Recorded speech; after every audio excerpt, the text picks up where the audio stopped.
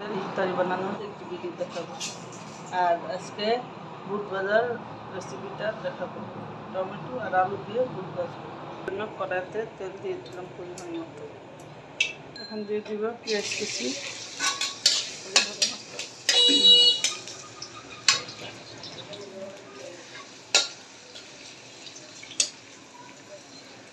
পেঁয়াজটা হালকা ভেজে নিলাম। আমি লবণ দিয়ে দিব, দিয়ে দিলাম দেব টমেটো আর আলু কাঁচামরিচ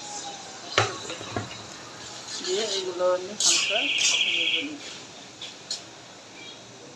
দিয়ে দিব পরিমাণ মতো রসুন বাটা, জিরা বাটা, পরিমাণ মতো গরম মশলা বাটা, পরিমাণ মতো হলুদের গুঁড়ো,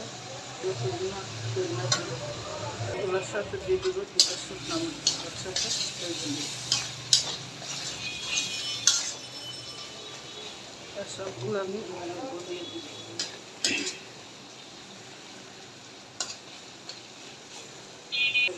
সবগুলো তোমার একবারে বাজা বাজা হয়ে গেছে, মশলাটাও কষানো হয়ে গেছে।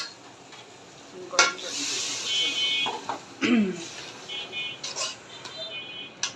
মশলাটা ভালো করে কষানো হয়ে গেছে। বুটগুলো দিয়ে এই যে বুটগুলো দেয় এখন নাড়াচাড়া দিয়ে দিব আর একবারে বাজা বাজা করে নেব।